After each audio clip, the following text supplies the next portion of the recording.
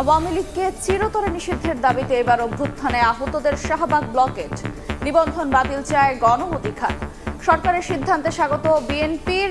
বিব্রতকর পরিস্থিতি এড়াতে দ্রুত ভোটের রোডম্যাপ দাবি। আমরা সামরিক সময়ের জন্য আওয়ামী লীগ নিষিদ্ধ চাই না, আমরা চাই এই যে জঙ্গি গণহত্যাকারী দল আজীবনের জন্য নিষিদ্ধ। যতক্ষণ আওয়ামী লীগ চিরতরে নিষিদ্ধ না করা হবে, যতক্ষণ জুলাই সনদটা না দেওয়া হবে, ততক্ষণ রাজপথে থাকবে এই আহত এবং শহীদ পরিবার। দ্রুত সময়ের মধ্যে প্রজ্ঞাপন জারি করে আওয়ামী লীগের নিবন্ধন বাতিল করতে হবে।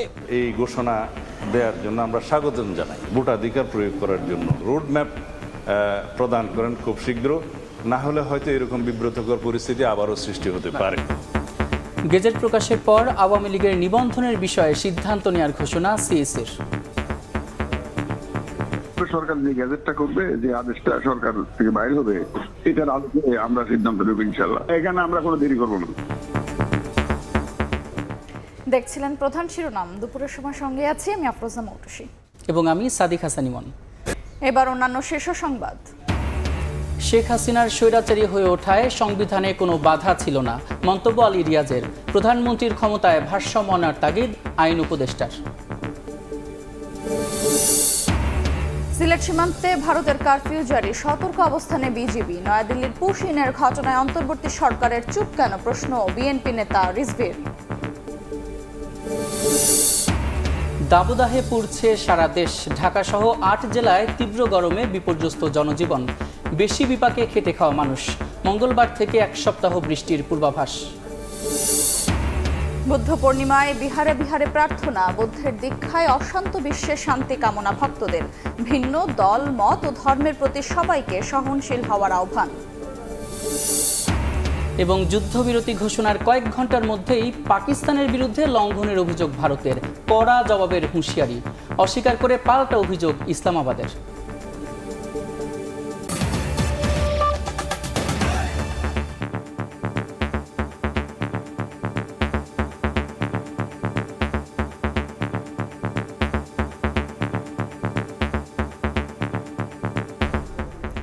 আওয়ামী লীগকে চিরতরে নিষিদ্ধের দাবিতে এবার অভ্যুত্থানে আহতরা শাহবাগ ব্লকেট কর্মসূচি পালন করছেন। এ বিষয়ে ফয়সালা না হওয়া পর্যন্ত রাজপথ ছাড়বেন না বলে হুঁশিয়ারি তাদের। জুলাই ঘোষণাপত্র নিয়ে অন্তর্বর্তী সরকারের বিরুদ্ধে টাল বাহানার অভিযোগ তোলেন আন্দোলনকারীরা। এদিকে সরকারের সিদ্ধান্তকে স্বাগত জানিয়ে দ্রুত প্রজ্ঞাপন জারি করে আওয়ামী লীগের নিবন্ধন বাতিলের দাবি জানিয়েছে গণ অধিকার পরিষদ।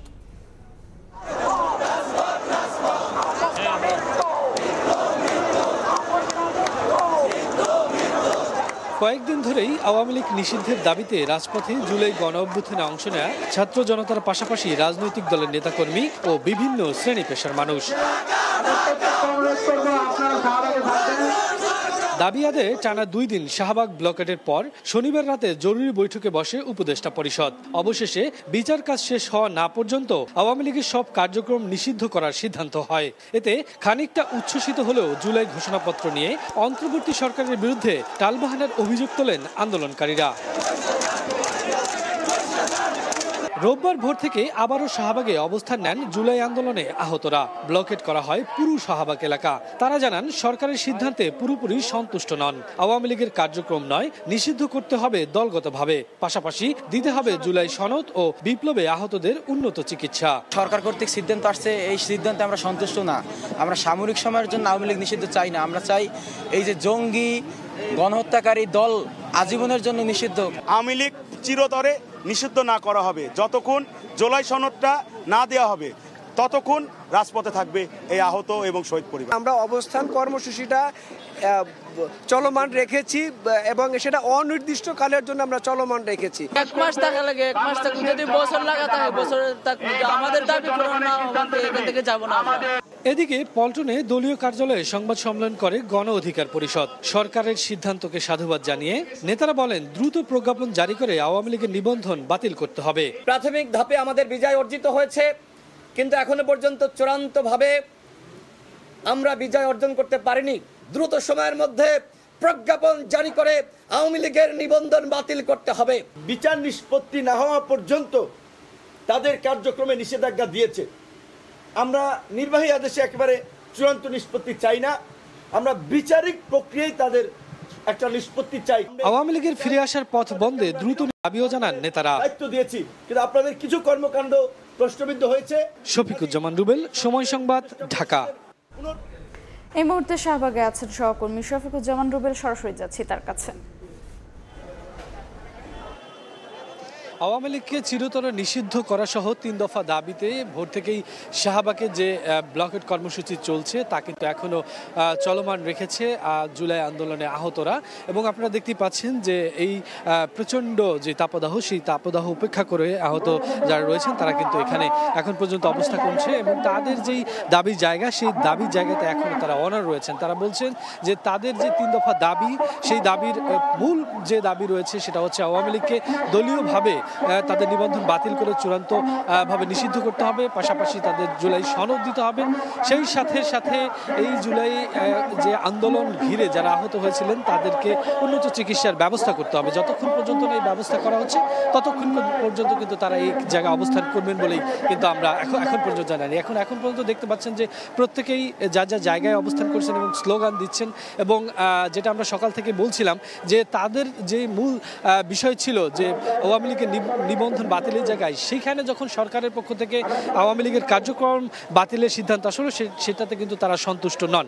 তারা বলছেন যে এটা শুভঙ্করের ফাঁকি, কোনোভাবে আওয়ামী লীগের পক্ষতুষ্ট হয়ে অনেকেই এর পক্ষে দাঁড়ানোর চেষ্টা করছে। তবে আপনারা জানেন যে গতকালকে রাতেই যখন এই সিদ্ধান্ত আসলো তখন কিন্তু এই গেল কয়েকদিনে যে আন্দোলনের ফলপ্রসূ যে সিদ্ধান্ত এসেছে তারা কিন্তু একটি সন্তুষ্টির বার্তা দিয়ে তারা বলছেন যে এই কার্যক্রমের চূড়ান্ত যখন প্রজ্ঞাপন আসবে তা নিয়ে তারা আনন্দ মিছিল করবেন। কিন্তু এই মুহূর্তে এই শাহবাগে যারা অবস্থান করছেন তারা কিন্তু সেই বার্তার সাথে একমত নন। তারা বলছেন যে তাদের জায়গায় তারা যে দাবি তুলছেন সে দাবি মানতে হবে, যতক্ষণ পর্যন্ত মানা না হচ্ছে তারা কিন্তু এখানে অবস্থান করবেন। এবং আমরা যেটা দেখছি কিছুক্ষণ আগে প্রশাসনের পক্ষ থেকেও কিন্তু এখানে এসেছিল, তাদের বোঝানোর চেষ্টা করা হয়েছিল যদিও আজকে ছুটির দিন হয় সেরকম কিন্তু যানজট নেই। তারপরেও পুরো এলাকা যেহেতু ব্লকেট রয়েছে তাই বলা যায় যে এই এলাকায় যান চলাচল পুরোপুরি বন্ধ রয়েছে। তো এই চলমান এই কর্মসূচি তাদের অব্যাহত রাখার ঘোষণাও তারা দিচ্ছেন। তো সব মিলিয়ে শাহবাগে এই ছিল এই মুহূর্তে। সরাসরি যুক্ত ছিলাম শাহবাগে। আওয়ামী লীগের কার্যক্রম নিষিদ্ধের সরকারি গেজেট প্রকাশের পর দলটি নিবন্ধনের বিষয়ে সিদ্ধান্ত নেবে নির্বাচন কমিশন, এমনটাই জানিয়েছেন প্রধান নির্বাচন কমিশনার এএম নাসির উদ্দিন। কাল গেজেট হলে কমিশনের সঙ্গে তাৎক্ষণিক আলোচনা করে এই বিষয়ে সিদ্ধান্ত নেওয়া হবে বলে জানিয়েছেন তিনি। বলেন, আওয়ামী লীগের নিবন্ধন বিষয়ে সিদ্ধান্ত নেওয়ার আগে গেজেটের প্রকাশের অপেক্ষায় রয়েছে নির্বাচন কমিশন। গণপ্রতিনিধিত্ব অনুচ্ছেদে আদেশের 90-এর জ অনুচ্ছেদে বলা হয়েছে, কোনো নিবন্ধিত রাজনৈতিক দলের নিবন্ধন বাতিল হবে যদি সরকার কর্তৃক নিষিদ্ধ ঘোষিত হয়। দল বিলুপ্ত বা বাতিল হলে সরকারি গেজেট প্রকাশ করতে হয় নির্বাচন কমিশনকে। শনিবার সন্ধ্যায় উপদেষ্টা পরিষদের বৈঠকে আওয়ামী লীগের যাবতীয় কার্যক্রম নিষিদ্ধের সিদ্ধান্ত নেয় অন্তর্বর্তী সরকার। এ বিষয়ে পরবর্তী কর্মদিবসে পরিপত্র জারির কথা জানান আইন উপদেষ্টা। সরকার যে গ্যাজেটটা করবে, যে আদেশটা সরকার থেকে বাইর হবে, এটার আলোকে আমরা সিদ্ধান্ত নেব ইনশাআল্লাহ। তো we will definitely take some steps in this regard. একদম আমরা এখানে আমরা কোনো দেরি করব না। দল হিসেবে আওয়ামী লীগের বিচার এবং কার্যক্রম নিষিদ্ধের সরকারের সিদ্ধান্তকে সাধুবাদ জানিয়েছেন বিএনপি নেতা সালাউদ্দিন আহমেদ। বিব্রতকর পরিস্থিতি এড়াতে দ্রুত ভোটের রোডম্যাপ ঘোষণার দাবি জানিয়েছেন তিনি। রাষ্ট্র সংস্কার বিষয়ক আলোচনা সভায় আইন উপদেষ্টা জানান, সব উত্তর সংবিধানে না খুঁজে ছোট আইন করেও বড় পরিবর্তন সম্ভব। প্রধানমন্ত্রীর ক্ষমতার ভারসাম্য আনারও তাগিদ তার। আর ঐক্যমত্য কমিশনের সহসভাপতি আলী রিয়াজ বলেন, শেখ হাসিনার স্বৈরাচারী হয়ে ওঠার সংবিধানে কোনো বাধা ছিল না। রাষ্ট্রের গণতান্ত্রিক কাঠামো সংস্কারে নাগরিক উদ্যোগ শীর্ষক আলোচনার আয়োজন করে নাগরিক কোয়ালিশন। এতে অংশ নেন সরকারি উপদেষ্টা, রাজনীতিবিদ এবং বিশিষ্টজনরা। সংবিধান সংশোধনে 7 দফা প্রস্তাবনা পেশ করে প্ল্যাটফর্মটি। আয়োজকরা জানান, জাতি, ধর্ম, বর্ণ নির্বিশেষে সবার গণতান্ত্রিক অধিকার নিশ্চিতে নতুন এই নাগরিক প্ল্যাটফর্মের আত্মপ্রকাশ।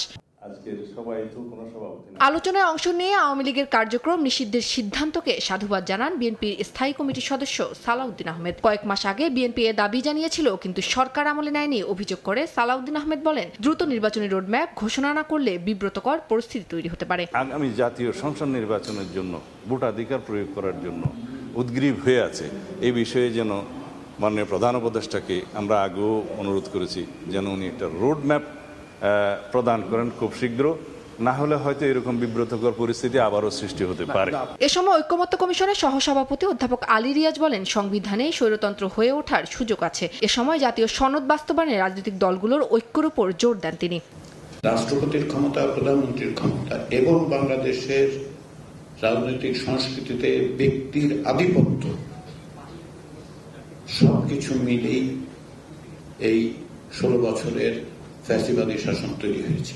সংবিধানের মধ্যে কোন রকম বাধা ছিল না একজন শেখ হাসিনা তৈরি হওয়ার। অনুষ্ঠানে আইন উপদেষ্টা আসিফ নজরুল বলেন, শুধু সংবিধানের কারণেই ফ্যাসিস্ট সরকার তৈরি হয় না, সব উত্তর সংবিধানে না খুঁজে ছোট ছোট আইনের মাধ্যমে বড় সমাধান করা যায়। আমি সবসময় একটা জিনিস বলি, ফান্ডামেন্টাল একটা জিনিস ভারতে বলে যে রাষ্ট্রপতি ক্যাবিনেটের সিদ্ধান্ত অনুযায়ী, ক্যাবিনেটের পরামর্শ অনুযায়ী সিদ্ধান্ত নেবে, আর আমাদের এখানে রাষ্ট্রপতি প্রধানমন্ত্রী ক্ষমতা অনুযায়ী সিদ্ধান্ত নেবে।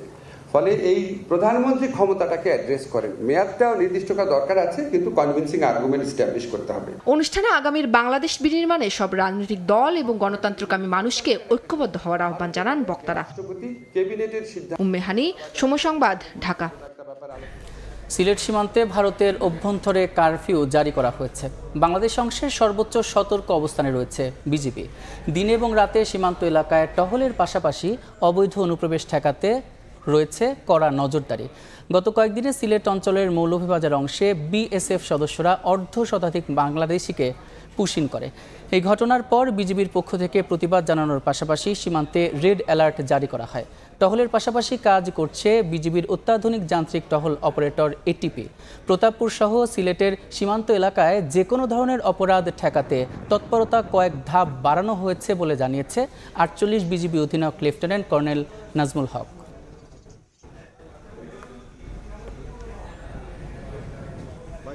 এই মুহূর্তে প্রতাপপুর সীমান্ত এলাকায় আছেন সহকর্মী আমিনুল ইসলাম, সরাসরি যাচ্ছে তার কাছে।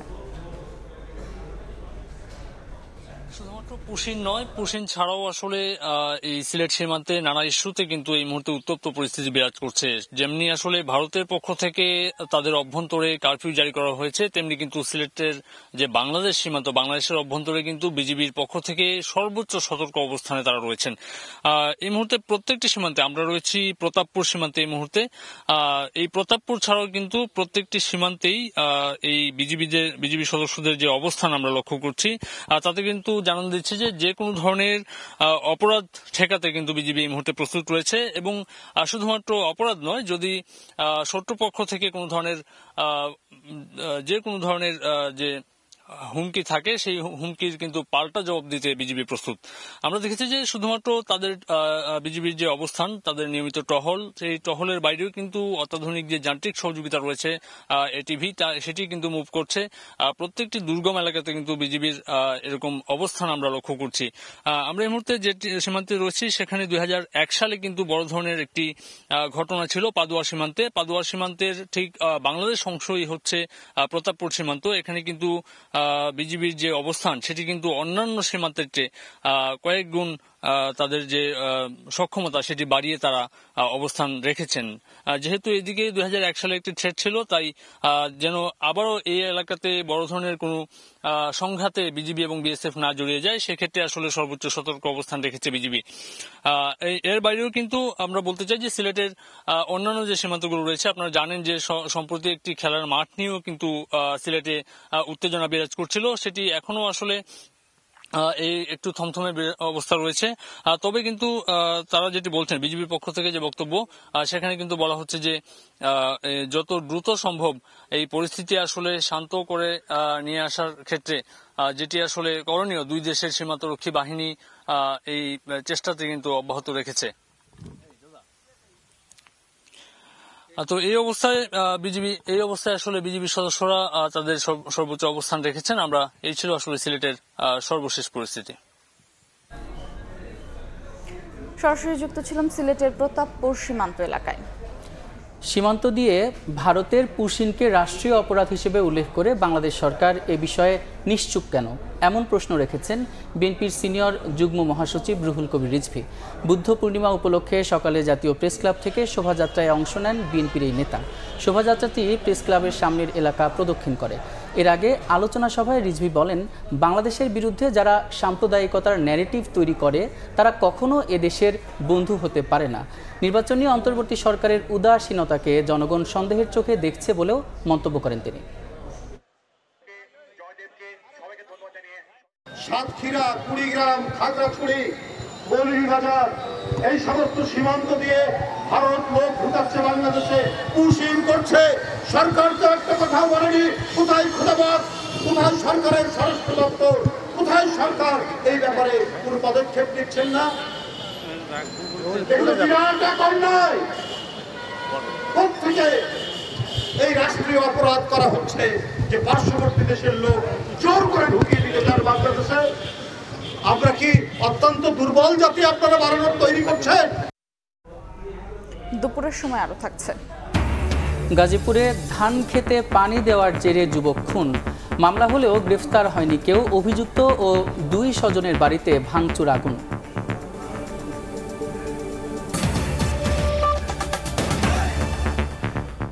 বৈশাখের শেষ বেলায় সারা দেশের ওপর দিয়ে বইছে তীব্র থেকে অতি তীব্র তাপপ্রবাহ। পারদ ঠেকেছে 40 ডিগ্রি সেলসিয়াসের উপরে। গরমের দাপটে বিপর্যস্ত জনজীবন। সবচেয়ে বেশি বিপাকে নিম্ন আয়ের খেটে খাওয়া মানুষ। আবহাওয়া অফিস জানিয়েছে, মঙ্গলবার থেকে দেশ জুড়ে বৃষ্টির সম্ভাবনা রয়েছে। এতেই কমবে গরমের তীব্রতা।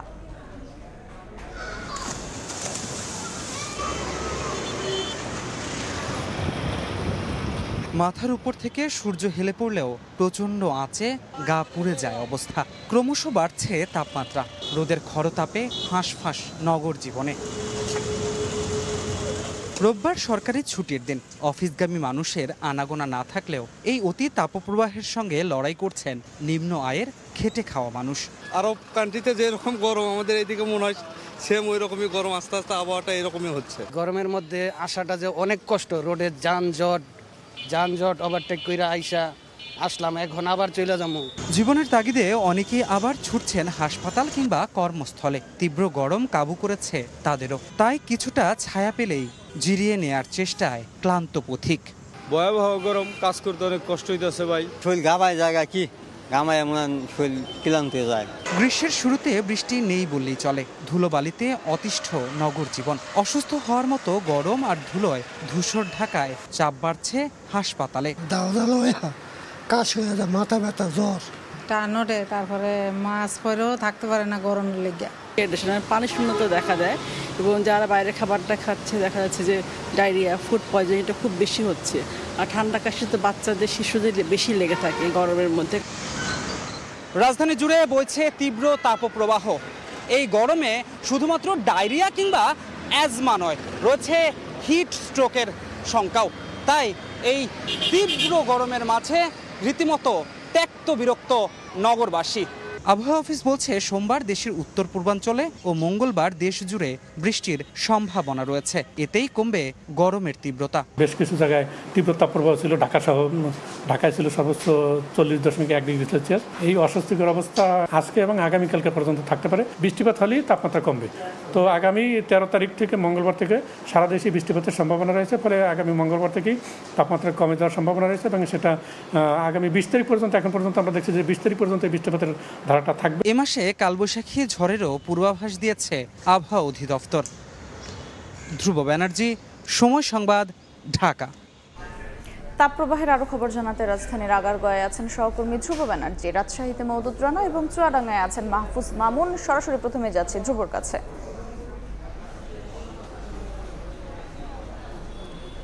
যেহেতু প্রচণ্ড গরম আর স্বাভাবিকভাবেই সরকারি ছুটির দিন, সেই কারণে এখন যেহেতু দুপুর 2টা বেজে গেছে, সেই কারণে রাস্তায় এখন কিছুটা যান চলাচল কম। মানুষ খুব বেশি প্রয়োজন না হলে বাড়ির বাইরে খুব কম বের হচ্ছেন। আমরা লক্ষ্য করছি যে সড়কে এখন যারা আছেন তারা সবাই প্রায় শ্রমজীবী মানুষ, নিম্ন আয়ের খেটে খাওয়া মানুষ। তারা একটু প্রশান্তির জন্য সড়কের যে পাশে কিছুটা ছায়া রয়েছে সেই ছায়ায় অবস্থান নিয়েছেন। এছাড়া রাজধানীর যে আনাচে কানাচে বিভিন্ন ফুটপাতে থাকা বিভিন্ন পানীয়ের যে দোকানগুলো রয়েছে সেই পানীয়ের দোকানগুলোতে আমরা লক্ষ্য করেছি আজকে কিন্তু উপচে পড়া ভিড় ছিল। প্রত্যেকটা যারাই জীবিকার তাগিদে কর্মস্থলে গিয়েছেন বা জরুরি প্রয়োজনে হাসপাতাল সহ বিভিন্ন জায়গায় গিয়েছেন, তারা মূলত এই গরম নিবারণের জন্য যে রাস্তার পাশের পানীয়ের দোকানগুলো রয়েছে সেই পানীয়ের দোকানগুলোতে মূলত ভিড় করেছেন। এছাড়াও আমরা রাজধানীর বিভিন্ন হাসপাতালে আজকে গিয়েছি। হাসপাতালগুলোতে আমরা দেখেছি যে গরমের কারণে যে ধরনের রোগগুলো বেশি হয়, যেমন অ্যাজমা রয়েছে, ডায়রিয়া রয়েছে, এই ধরনের রোগের যে রোগীরা রয়েছে সেই রোগীরা কিন্তু এখন পর্যন্ত ভর্তি আছে। সব কিছু মিলিয়ে যদি আমি বলতে চাই, সব কিছু মিলিয়ে এখন রাজধানীবাসী অর্থাৎ নগরবাসীর অবস্থা কিন্তু অনেকটাই শোচনীয়। সবাই গরমে একরকম ত্যক্ত এবং বিরক্ত। পাশাপাশি আমি আরেকটু জানিয়ে রাখতে চাই, আবহাওয়া অফিসের সঙ্গে আজকে আমরা কথা বলেছি। আবহাওয়া অফিস আমাদেরকে যেটা জানিয়েছে, এই যে গরমের তীব্রতা, এই গরমের তীব্রতা কিন্তু খুব সহজেই কমবে না। অর্থাৎ যদি বৃষ্টি না হয় তাহলে এই তীব্রতা কমার কোনো আশঙ্কা নেই। এবং বৃষ্টি হওয়ার ক্ষেত্রে যেটা জানিয়েছে আবহাওয়া অফিসের পক্ষ থেকে, সেটা হচ্ছে আজকে কোনো জায়গায় বৃষ্টির তেমন সম্ভাবনা নাই, কিন্তু আগামীকাল দেশের উত্তর পূর্বাঞ্চলে বৃষ্টির সম্ভাবনা রয়েছে এবং পরশুদিন থেকে সারা বাংলাদেশে বৃষ্টির কিন্তু সম্ভাবনা রয়েছে বলে আমাদেরকে আবহাওয়া অধিদপ্তর জানিয়েছে। এই যে গরমের তীব্রতা, এটা যে শুধুমাত্র রাজধানীতে রয়েছে তা কিন্তু নয়, সারা দেশে কিন্তু অতি তীব্র তাপপ্রবাহ বইছে। সেই খবর জানতে আমরা এখন চলে যাব রাজশাহীতে। সেখানে আছেন সহকর্মী মওদুদ রানা। গনগনে রোদ আর কাঠফাটা গরম সব মিলিয়ে অবর্ণনীয় কষ্টে রাজশাহীবাসী, এবং এই মুহূর্তে রাজশাহীর উপর দিয়ে অতি তীব্র তাপপ্রবাহ প্রবাহিত হচ্ছে। এই মুহূর্তে রাজশাহীর যে তাপমাত্রা সেটি 40.4 ডিগ্রি সেলসিয়াস এবং বাতাসে জলীয় বাষ্পের পরিমাণ 39 ভাগ। এবং আমরা যেটি সকাল থেকে দেখেছি, সকাল 9টা থেকে সকাল 10টার মধ্যে 1 ঘন্টায় তাপমাত্রা বেড়েছে 3 ডিগ্রি সেলসিয়াস। সকাল 9টায় তাপমাত্রা ছিল 33.6 ডিগ্রি সেলসিয়াস এবং 10টায় তা বেড়ে দাঁড়ায় 36.6 ডিগ্রি সেলসিয়াস। বেলা 11টায় আরও 1 ডিগ্রি বাড়ে এবং তখন তাপমাত্রা দাঁড়ায় 37.4 ডিগ্রি সেলসিয়াস। দুপুর 1টায় বেড়ে দাঁড়ায় 39.6 ডিগ্রি সেলসিয়াস এবং দুপুর 2টায় 40.4 ডিগ্রি সেলসিয়াস। আপনাদেরকে জানিয়ে রাখি যে গতকাল রাজশাহীতে সর্বোচ্চ তাপমাত্রা ছিল 40.7 ডিগ্রি সেলসিয়াস, যা এই মৌসুমের সর্বোচ্চ তাপমাত্রা। এই যখন তাপমাত্রার অবস্থা, তখন আমরা সাধারণ মানুষের সাথে কথা বলেছি, তারা যেটি বলছেন, অতি তাপমাত্রার ফলে তারা যেরকম ঘরের বাইরে বের হতে পারছেন না এবং যারা বের হচ্ছেন তারা অতি কষ্টে রয়েছেন। এবং এই কাঠফাটা রোদের কারণে তারা একটু গরমে যে স্বস্তি পাবেন সেটির আসলে সুযোগ নেই। এবং বেশিরভাগ মানুষ যেটি চেষ্টা করছেন, তারা গাছের ছায়ায় কিংবা বাড়িতে অবস্থান করছেন এবং তাদের যে তেষ্টা, সেই তেষ্টা মেটাতে তারা আখের শরবত, লেবুর জুস সহ বিভিন্ন পানীয় পান করতেছেন। আমরা খোঁজ নিয়েছিলাম রাজশাহী মেডিকেল কলেজ হাসপাতালে, সেখানে যেটি বলছেন, ডায়রিয়া, আমশা, পেটের পীড়া সহ নানান রকম গরমের আসলে বিভিন্ন মানুষ আক্রান্ত হচ্ছেন এবং তারা হাসপাতালে ভর্তি হচ্ছেন। আমরা আবহাওয়া অফিসের সাথে কথা বলেছিলাম, তারা যেটি বলছেন যে আজকে রাজশাহীর যে তাপমাত্রা সেটি খুব বেশি পরিবর্তন হবে না এবং গতকালের তুলনায় দুপুর 3টা পর্যন্ত তাপমাত্রা আরেকটু বাড়তে পারে। তবে তারা একটি ভালো সংবাদ দিয়েছেন, তারা বলছেন যে আগামীকাল থেকে বৃষ্টির সম্ভাবনা রয়েছে এবং আগামীকাল যদি বৃষ্টি হয় সেক্ষেত্রে একটু আসলে কমতে পারে। আর আপনাকে জানিয়ে রাখি যে এই টানা যে তাপদাহ মে মাস থেকে রাজশাহীতে চলছে, এর ফলে সবচেয়ে বেশি ভোগান্তিতে রয়েছে সাধারণ মানুষ এবং যারা দিন আনে দিন খায় তাদের আসলে অবর্ণনীয় কষ্ট। আমরা তাপমাত্রার আরও খবর জানবো, আমরা যাচ্ছি চুয়াডাঙ্গায়, সেখানে রয়েছেন সহকর্মী মামুন। টানা 3 দিন দেশের সর্বোচ্চ তাপমাত্রা রেকর্ড করা হয়েছে চুয়াডাঙ্গাতে। চলতি মৌসুমের সর্বোচ্চ তাপমাত্রাও রেকর্ড করা হয় এ জেলায়। 42 ডিগ্রি সেলসিয়াস তাপমাত্রা রেকর্ড করা হয় শনিবার দুপুর 3টায়। আজ বেলা 12টায় চুয়াডাঙ্গায় দেশের সর্বোচ্চ তাপমাত্রা রেকর্ড করা হয়েছে 39.6 ডিগ্রি সেলসিয়াস। তাপমাত্রা চলমান থাকার কারণে জনজীবনে চরম বিপর্যয় নেমে এসেছে। সাধারণ মানুষ এবং খেটে খাওয়া মানুষ চরম ভোগান্তিতে রয়েছে। বেলা বাড়ার সাথে সাথে শহরে মানুষের উপস্থিতি তুলনামূলক নেই বললেই চলে। টানা 3 দিন দেশের সর্বোচ্চ তাপমাত্রা থাকায় এই জেলার মানুষের অবস্থা বেহাল দশায় পরিণত হয়েছে। মানুষ বেলা বাড়ার সাথে সাথে ঘরের বাইরে তেমন একটা বের হচ্ছে না। প্রয়োজন ছাড়া শহরে মানুষের উপস্থিতি তেমন একটা চোখে পড়ছে না। আমি চুয়াডাঙ্গা স্বাস্থ্য বিভাগের সাথে কথা বলেছি, তিনি জানিয়েছেন যে স্বাস্থ্য বিভাগের কর্মকর্তা সিভিল সার্জন জানিয়েছেন যে গরমের কারণে মানুষ হিটস্ট্রোকে আক্রান্ত হওয়ার সম্ভাবনা রয়েছে বেশি। হিটস্ট্রোক হলে মানুষকে নিকটস্থ চিকিৎসক এবং স্বাস্থ্য কেন্দ্রে আসার জন্য স্বাস্থ্য বিভাগের পক্ষ থেকে পরামর্শ দেওয়া হচ্ছে এবং নিয়মিত হচ্ছে বিশুদ্ধ পানি খাওয়ার কথা বলা হচ্ছে, তরল খাবার ফল সহ বিভিন্ন খাবার খাওয়ার কথা বলা হচ্ছে স্বাস্থ্য বিভাগের পক্ষ থেকে। এছাড়া কৃষিতে ব্যাপক ক্ষতির সম্ভাবনা দেখা দিয়েছে তাপদাহের কারণে। চুয়াডাঙ্গায় তীব্র থেকে অতি তীব্র তাপদাহ চলমান রয়েছে। তাপদাহের কারণে হচ্ছে চুয়াডাঙ্গাতে ফসলের ব্যাপক ক্ষতির সম্ভাবনা রয়েছে। কৃষকরা সেচ দেওয়ার সাথে সাথেই হচ্ছে মাঠের জমি শুকিয়ে যাচ্ছে। মাঠের জমি শুকিয়ে যাওয়ার কারণে ফলন অনেকটাই বিপর্যয়ের সম্মুখীন হতে পারে এবং গাছ নষ্ট হয়ে যাওয়ারও সম্ভাবনা রয়েছে। আমি চুয়াডাঙ্গা আবহাওয়া অফিসের সাথে কথা বলেছি। আবহাওয়া অফিসের পর্যবেক্ষক আলতাফ হোসেন জানিয়েছেন যে চলমান তাপদাহ আরো কয়েকদিন অব্যাহত থাকবে। চলমান তাপদাহের কারণে জনজীবন অনেকটা বিপর্যস্ত হচ্ছে। চুয়াডাঙ্গা তাপদাহ হচ্ছে কমার সম্ভাবনা আপাতত নেই। তাপদাহ চলমান থাকবে আরো কয়েকদিন। বৃষ্টি না হওয়া পর্যন্ত এই জেলায় তাপমাত্রা তেমন একটা হ্রাস পাবে না বলে আবহাওয়া অফিসের পক্ষ থেকে আমাকে জানানো হয়েছে। এই ছিল চুয়াডাঙ্গা থেকে আবহাওয়ার সর্বশেষ। কক্সবাজারের টেকনাফে পাচারকারীদের জিম্মিঘর থেকে 14 অপহৃতকে উদ্ধার করেছে বিজিবি জানায় টেকনাফ এবং আশেপাশের এলাকায় দীর্ঘদিন ধরে মানব পাচার এবং অপহরণের মতো অপরাধ সংগঠিত হয়ে আসছে। এসব অপরাধ দমনে নিয়মিত অভিযানের অংশ হিসেবে শনিবার রাতে টেকনাফ সদরের উত্তর লম্বরি এলাকায় সাইফুল ইসলামের বাড়ি থেকে জিম্মি করে রাখা 14 জনকে উদ্ধার করা হয়, তবে কাউকে আটক করা সম্ভব হয়নি।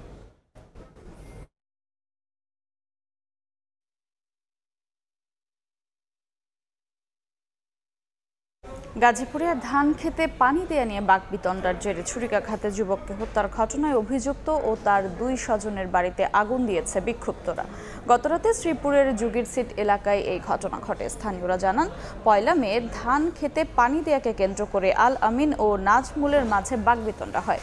ওই দিন রাতে নাজমুলকে ছুরিকাঘাত করে আল আমিন। নাজমুলকে বাঁচাতে গিয়ে হামলার শিকার হন তার মা ও বাবাও।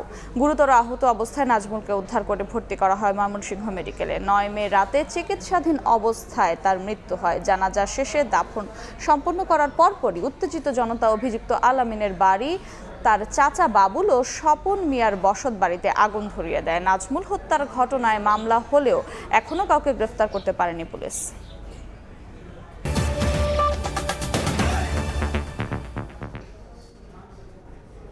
রাজধানী সহ সারা দেশে নানা আয়োজনে পালিত হচ্ছে বুদ্ধ পূর্ণিমা। সকালে রাজধানীর বৌদ্ধ বিহারগুলোতে ঢল নামে ভক্তদের। রাজধানীর বাইরেও বর্ণাঢ্য আয়োজনে পালিত হচ্ছে বৌদ্ধ ধর্মাবলম্বীদের সবচেয়ে বড় এই উৎসব। বুদ্ধের দীক্ষায় অশান্ত বিশ্বে শান্তি কামনা করেন ভক্তরা। এদিকে চট্টগ্রামে শোভাযাত্রায় যোগ দিয়ে বিভিন্ন ভিন্ন দল, মত এবং ধর্মের প্রতি সবাইকে সহনশীল হওয়ার আহ্বান জানান বিএনপির স্থায়ী কমিটির সদস্য আমির খসরু মাহমুদ চৌধুরী। বুদ্ধ স্নান, বুদ্ধ পূজা, অষ্টশীল প্রার্থনার মধ্য দিয়ে শুরু হয় বুদ্ধ পূর্ণিমার মূল আনুষ্ঠানিকতা। এরপর প্রদীপ প্রজ্বলন, জল অর্পণ সহ নানা আনুষ্ঠানিকতা পালন করা হয়। সকাল থেকেই রাজধানীর বাসাবো বৌদ্ধ বিহারে ঢল নামে ভক্তদের। বিশেষ প্রার্থনায় গৌতম বুদ্ধের দীক্ষায় অশান্ত বিশ্বে শান্তি কামনা করেন ভক্তরা। আমরা সবাই সাম্য, মৈত্রী এবং প্রগতির গান গাবো এবং বুদ্ধের নীতি অনুসরণ করে আমরা সবার জীবন গঠন করব। সকল দেশবাসী ভালো থাকুক, সুস্থ থাকুক, এটাই প্রত্যাশা করছি। মিথ্যা কথা বলো না, প্রাণী হত্যা করো না, সবাই নিজ নিজ সংযম অনুযায়ী চলবে। তো এই 5টি শিলের যে মেসেজটা আমরা সবার কাছে পাঠিয়ে দিব। এদিকে বর্ণাঢ্য আয়োজনে সারা দেশে পালিত হয় বুদ্ধ পূর্ণিমা। রাঙ্গামাটি শহরের সংঘরাম বৌদ্ধ বিহারে প্রদীপ প্রজ্বলন শেষে ভক্তরা নিজেকে সমর্পণ করেন বুদ্ধের চরণে, যোগ দেন সমবেত প্রার্থনায়। হিংসা বিদ্বেষ ভুলে দেশ, জাতি ও বিশ্বের সকল প্রাণীর মঙ্গল প্রার্থনা করেন ভক্তরা।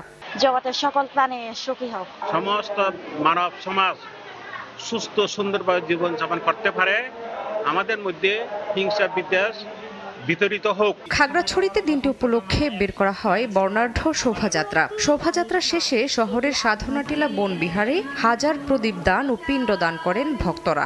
ভগবান বুদ্ধের জীবন দর্শন হচ্ছে সাম্য, মৈত্রী, অহিংসা, সম্প্রীতি বন্ধনের সহ অবস্থান করা। চট্টগ্রামের ডিসি হিলের সামনে থেকে শোভাযাত্রা বের করে সম্মিলিত বুদ্ধ পূর্ণিমা উদযাপন পরিষদ। এতে অংশ নেন বিএনপির স্থায়ী কমিটির সদস্য আমির খসরু মাহমুদ চৌধুরী। তিনি বলেন, সংখ্যাগরিষ্ঠদের রাজত্ব বাংলাদেশে আর চলবে না।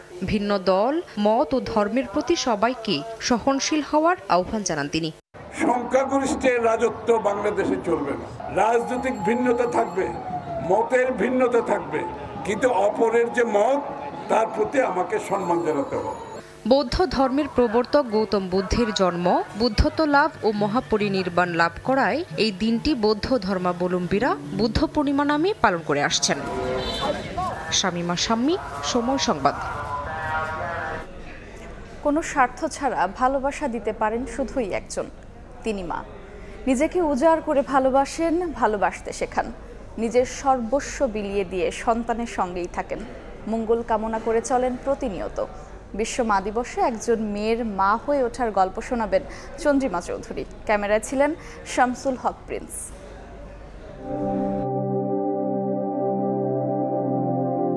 আচ্ছা মা, তুমি মা হলে কবে? তুমিও কি ছোট্ট ছিলে আমার মতন করে?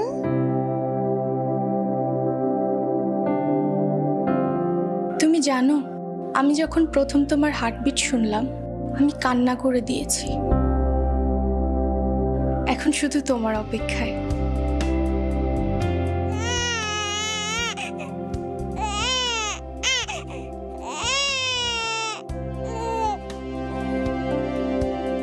এইমাত্র জন্ম হলো এক মায়ের।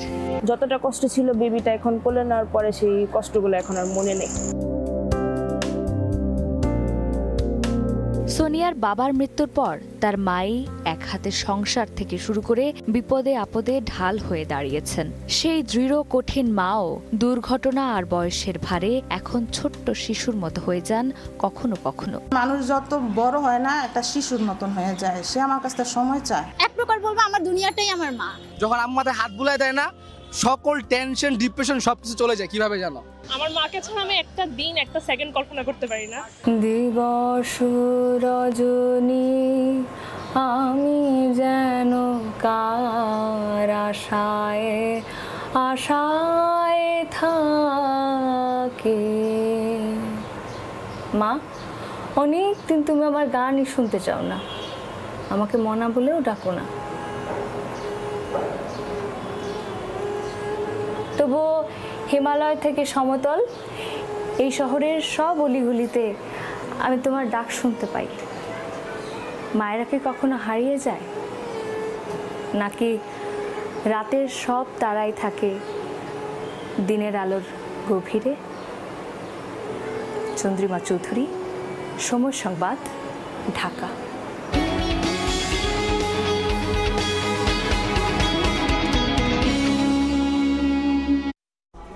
আসছে বাজেটে রিকন্ডিশনড গাড়ি আমদানিতে বয়সসীমা 5 থেকে বাড়িয়ে 10 বছর করার দাবি এ খাতের শীর্ষ সংগঠন বারভিটার।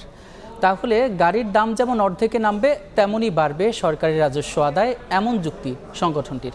পরিবহনকে সুলভ করতে হাইসের মতো মাইক্রোবাস আমদানিতে সম্পূরক শুল্ক তুলে দেওয়ার দাবিও তাদের।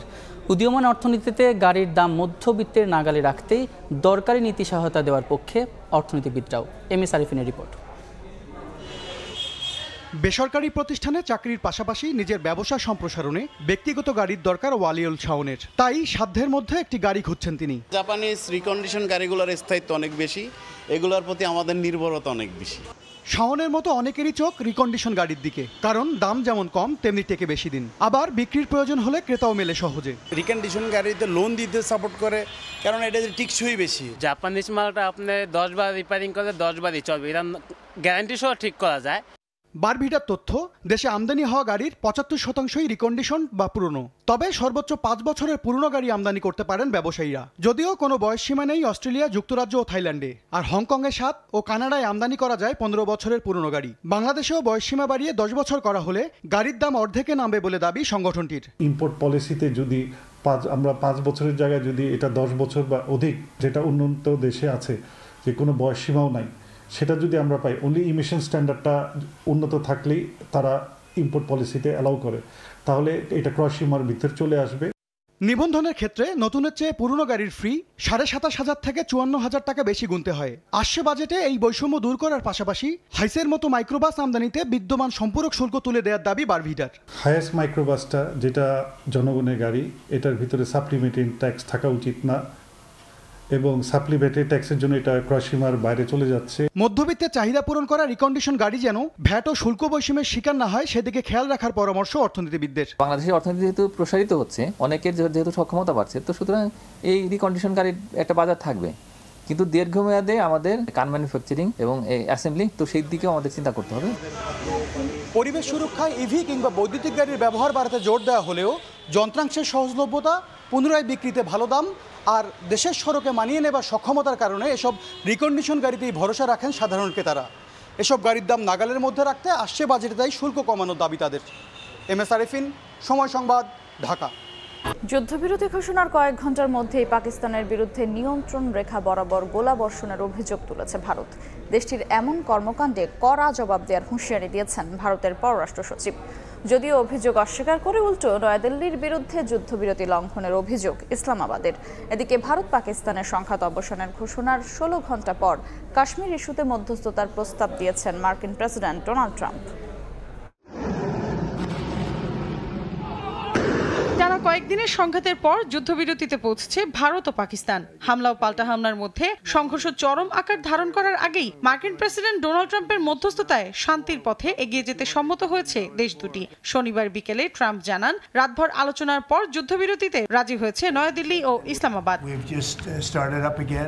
ভারত পাকিস্তানের যুদ্ধবিরতির পর এবার কাশ্মীর ইস্যুতে মধ্যস্থতার প্রস্তাব দিয়েছেন মার্কিন প্রেসিডেন্ট ট্রাম্প। সামাজিক যোগাযোগ মাধ্যম ট্রুথ সোশ্যালে দেয়া এক পোস্টে তিনি জানান, ভারত পাকিস্তান নেতৃত্ব, সাহস ও ধৈর্য দেখিয়ে সঠিক সময় যুদ্ধ থামানোর সিদ্ধান্ত নিয়েছে। এটি লাখো নিরীহ মানুষের জীবন বাঁচাবে। যুক্তরাষ্ট্র দুই দেশের সঙ্গে বাণিজ্য বহুগুণে বাড়ানোর পরিকল্পনা করছে বলেও জানান তিনি। তবে ট্রাম্পের প্রস্তাবের বিষয়ে মোদি প্রশাসন এখনও কোনো প্রতিক্রিয়া জানায়নি।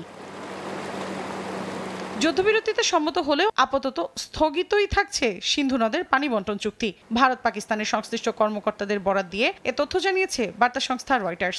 বিষয়টি নিয়ে নতুন কোনো সিদ্ধান্ত আসেনি নয়াদিল্লির তরফ থেকে। যুদ্ধবিরতির বিষয়টি নিশ্চিত হওয়ার পর জাতির উদ্দেশ্যে দেয়া এক ভাষণে পাকিস্তানের প্রধানমন্ত্রী শাহবাজ শরীফ বলেন, দায়িত্বশীল রাষ্ট্রের মতো আচরণ করেছে পাকিস্তান। ভারতকে তাদের ভাষায় জবাব দেওয়া হয়েছে। এছাড়া মার্কিন প্রেসিডেন্টের মধ্যস্থতাকে স্বাগত জানানোর পাশাপাশি অপারেশন বুনিয়ান মারসুসের সাফল্যে রোববার পাকিস্তান জুড়ে জাতীয় কৃতজ্ঞতা দিবস বা ইয়াউমে তাশাক্কুল উদযাপনের ঘোষণা দেন তিনি। আমরা দৃঢ়ভাবে বিশ্বাস করি, আলোচনার শান্তিপূর্ণ পথে পানি সম্পদ ও জম্মু কাশ্মীরের সমস্যার ন্যায়সঙ্গত সমাধান সম্ভব হবে। যুদ্ধবিরতি ঘোষণার কয়েক ঘন্টার মধ্যেই নিয়ন্ত্রণ রেখা বরাবর যুদ্ধবিরতি লঙ্ঘনের খবর পাওয়া গেছে। কাতার ভিত্তিক সংবাদ মাধ্যম আল জাজিরা জানায়, যুদ্ধবিরতি ঘোষণার কয়েক ঘন্টা পর ভারতের কাশ্মীরের শ্রীনগরের আকাশে একাধিক বস্তু উঠতে দেখা গেছে। ভারতের পররাষ্ট্র সচিব বিক্রম মিস্ত্রি এক জরুরি ব্রিফিংয়ে বলেন, সমঝোতা লঙ্ঘন করেছে পাকিস্তান। গত কয়েক ঘন্টায় ভারত পাকিস্তান সেনা প্রধানের মধ্যে হওয়া সমঝোতা বারবার লঙ্ঘন হয়েছে। এটি স্পষ্টভাবে চুক্তি ভঙ্গ করা। আমাদের সশস্ত্র বাহিনী উপযুক্ত জবাব দিচ্ছে এবং এসব লঙ্ঘনকে আমরা খুব গুরুত্বের সঙ্গে দেখছি।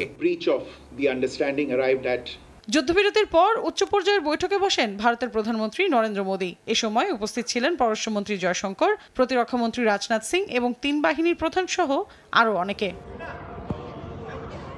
মোদী প্রশাসনের অভিযোগ অস্বীকার করে পাকিস্তান দাবি করেছে, দেশটির কিছু এলাকায় ভারতীয় সেনারা যুদ্ধবিরতি লঙ্ঘন করেছে। তারপরও পাকিস্তানের সেনাবাহিনী দায়িত্বশীলতা ও সংযমের সঙ্গে সামাল দিচ্ছে বলে দাবি দেশটির পররাষ্ট্র মন্ত্রণালয়ের। মৌসুমী সাথী, সময় সংবাদ। এ পর্যায়ে শীর্ষ সংবাদগুলো জানিয়ে দিচ্ছি আরেকবার। আওয়ামী লীগকে চিরতরে নিষিদ্ধের দাবিতে অভ্যুত্থানে আহতদের শাহবাগ ব্লকের সরকারের সিদ্ধান্তে স্বাগত বিএনপির। গেজেটের পর নিবন্ধনের বিষয়ে সিদ্ধান্ত নেবে ইসি। শেখ হাসিনা স্বৈরাচারী হয়ে ওঠা সংবিধানে কোনো বাধা ছিল না, মন্তব্য আলী রিয়াজের। প্রধানমন্ত্রীর ক্ষমতায় ভারসাম্য আনার তাগিদ আইন উপদেষ্টার। এবং দাবদাহে পুড়ছে সারা দেশ। ঢাকাসহ 8 জেলায় তীব্র গরমে বিপর্যস্ত জনজীবন, বেশি বিপাকে খেটে খাওয়া মানুষ। মঙ্গলবার থেকে 1 সপ্তাহ বৃষ্টির পূর্বাভাস। এই ছিল দুপুরের সময়। সঙ্গেই থাকুন সময়ের।